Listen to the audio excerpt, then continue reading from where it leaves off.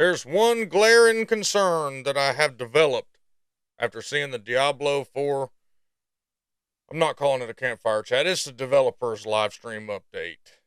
Before I get into it, did y'all see it crash? Did y'all see the game crash while they were trying to show us some stuff? And did you see how red that guy turned? Oh, it was so great.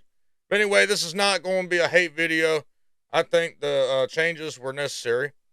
I think they're good. I also think that it's relatable to the analogy of imagine paying a plumber. Let me stop right here. I want y'all to get your consumer hats on for a minute and let's look at it through the eyes of a consumer and not a neckbeard or a gamer or a D4 Andy or a D4 Bad Andy or a Blizzard White Knight or all of the above or just somebody watching the dumpster fire. Let's look at it like mature adults that have spent money on a product, okay? Now, you call a plumber and you get him to come over and install a toilet that you ordered that you couldn't wait for. It's a badass toilet. But he only brings the base. So what I mean by the base is there's a wax seal and the base of the toilet. There's no back tank. There's no seat. There's no plumbing hooked up to it. It's just the bottom of the toilet. You can hover your ass over the toilet. That's it. Can't sit on it. You'll fall in. And he installs it and he says, we'll be back. We need some more time. The toilet hasn't been developed all the way. But I took your money. We'll be back. So this whole time you're hovering over the seat and you're having to use a bucket to flush the toilet with. And it's just been, you're mad as hell about a toilet. It's been an experience. Well, then all of a sudden the doorbell rings and here's the guy. But instead of having the rest of the toilet, he's got a work order. He's showing you what's coming. So you're excited now. But it's going to be a few more weeks. You're going to have to use this toilet just a little bit longer. Well, then he comes and delivers the tank and the seat, plumbing, the valve. Man, you think that toilet's badass, and you think that guy that installed it, he hung the damn moon. You singing the praise of, man, old Bill came over and hooked the damn toilet up, man, it's badass, finally got a toilet. But you've completely neglected the fact that you paid money X amount of months ago for a completed product. And that, in a nutshell, is why I hate live service video game development. I hate it. It's developed on the fly, and we've been conditioned. And I know I've said this 10,825 times, so I'm going to say it another time. We've been conditioned to accept this shit. So all of these changes are great, but they should have been in the base game. Imagine if the base game had been delayed until all of this was ready. It might have been better. But then as I say that, and I started listening to all the changes, I started getting a bad feeling. So what they did with the itemization, okay, y'all remember what the damage buckets look like. And if you stare at this list hard enough, you're going to be like, wow, why did we think this was good? So what they did was, right here, vulnerable damage, bloop. Above vulnerable damage, all the way to, I can't point up that high, critical strike, they just deleted all that. And it needed to go. That's not a bad thing. It needed to go. It sucked. It was dumb. However, this is a lot of choices. When you delete all of that out, you're left with damage, main stat, attack speed, crit strike, vulnerable. How many spots do you have on that item for modifiers? And we're just going to talk about damage right now. We're not talking about defense. 1, 2, 3, 4, 5. Is there really a variety there? No. Before y'all go down there and start just, this son of a bitch, he ain't never goddamn satisfied. I fucking hate this guy. No wonder he only has 19,000 subs.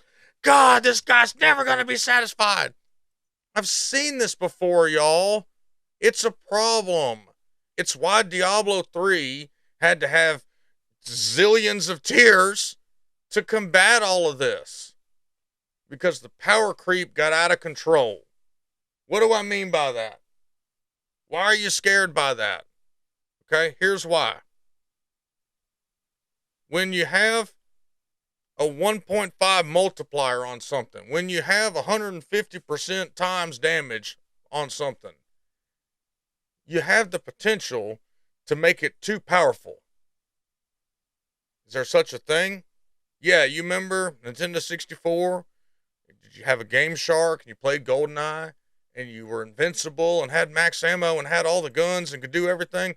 How much fun was that?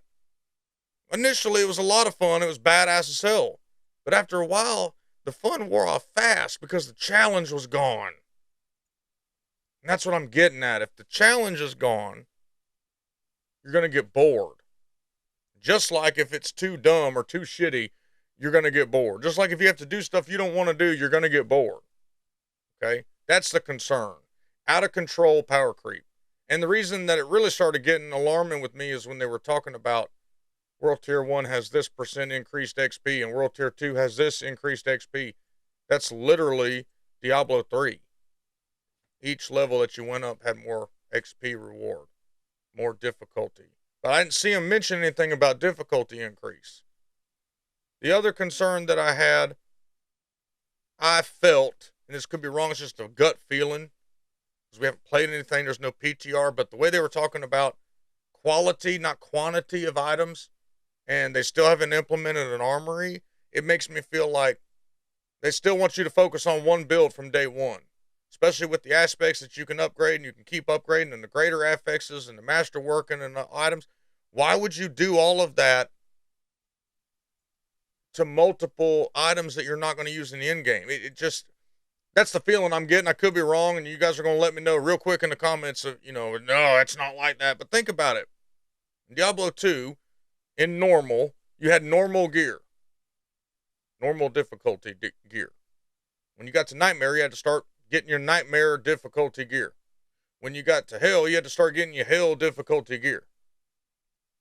To me, the way that they're kind of setting this up, now, yeah, you might have to upgrade Sacred to Ancestral, but that's going to happen pretty quick. Are you going to be invested enough to work on gear for 40 levels? That's my concern, and you could be. I'm just speaking out loud. That's the glaring concern. Out of control power creep, the game morphing into Diablo 3, and it might be designed that that's what they're doing, because a lot of the systems are very similar. Nightmare sigils are greater rifts. Miriam is in this game now. They just don't call her Miriam, so that leads me to the crafting. The crafting, what do they call this? The tempering, it's very similar to Miriam. Miriam was your artisan that you could go change affixes and roll and do all that. It's very important in Diablo 3. It's why we were kind of complaining that it wasn't in Diablo 4. Well, here it is. It's very similar. Tempering manuals drop from all the content. Same thing. You salvage items in Diablo 3 and get it. Re-roll it, whatever. It's very similar. It's not exactly the same, but it's very similar. All this should be in from the beginning. Good changes should be in here. But they have to get the power creep under control. And before y'all go, oh, that'll be fine. Yeah, it's the same company that come up with all this original damage buckets. Same company that come up with the gauntlet. It's the same company that come up with the robot hands and traps. And it's very easy to fumble this. It's a very fine line. It's going to take a lot of balancing. That's why the PTR is here. Hopefully they get it under control. But nothing nasty or out of, I'm not going to sit here and be nasty to be nasty. They're good, positive changes. They needed to be there. I just am concerned about the target audience. It looks like it's shifting more towards an everyday normal gamer. That's fine. Just it is what it is. It looks like they're not going to focus on fixing social aspects. It's real disappointing that they don't care at all about PvP. And while I can understand, we don't want to focus on that because it'll take us away. Like, how many developers do you have? I got the feeling of it was that a lot of these changes were decided in meetings because they were talking about things like ambushing. Oh, the monsters ambush you. Has anybody ever thought about that in an ARPG? An ARPG player, okay, an ARPG player. Have you ever thought about, oh my God, I just got ambushed? No, that sounds like a think tank word. Oh, what's fun, guys? Anybody got any ideas how we can make combat more fun? You could get ambushed. That's what I thought of when I heard that. They talk about ambush. Y'all think it just boils down to it ain't made for us. Maybe it's made for you. It ain't made for me. I'm playing a game that's got choices, and it seems like that this is cut down your choices and is gonna, an already really narrow pool is already narrowing down your choices when they marketed it to us as tons of choices. And I get changes have to be made, but still feels kind of scammy. And that's just the way that it is. And a lot of guys are going to think this is awesome. And that's great. I don't know if it'll save the game. It might. Time will tell. They're adding things, like frozen orb will travel where you direct it. Well, that should have always been there. I'm not going to give you a pat on the back for that. Frozen orb is an iconic Diablo spell. It should have been fixed, should have been perfect, should have been ready to go from day one. That one skill. You're talking about a skill that used to be like the ultimate meta in Diablo 2 up until like 1.10. These aspects right here is what I'm concerned about. Like I said, I don't know about 150%. No, this is the Dust Devil, excuse me. I don't know how much 3 Dust Devils is going to make a difference. It's just minor changes. It's still numbers. You added 2 Dust Devils and you subtracted, subtracted what? 800? I went to Georgia Public Schools. Sorry, 800 damage? But you gained 3 Dust Devils. It's not that much. It's not that much difference. It's just more shit we've seen. Lacerate is a bad skill, period. How much is adding a little bit of damage going to make up for just a clunky bad skill? That's the point I'm trying to make too. It's just not that great. And then the last thing I want to just kind of chuckle about, Uber Andariel. So in Diablo 2, everybody called Lilith Uber Andariel. She was a side boss on the way to Uber Tristram. You fought her. There you go. Her name is Lilith. If you hovered over her, that's her name in the game. Everybody called her Uber Andariel. So Uber Andariel's here. That's pretty cool. Except they call her Uber Andariel because Lilith's the protagonist. It makes an OG player's head kind of tilt a little bit. You're like, this doesn't make any damn sense. You just put something else in. I don't know. A lot of y'all are going to nitpick me on that. Whatever. Again, it's target farming. Farming mats. Farm a boss.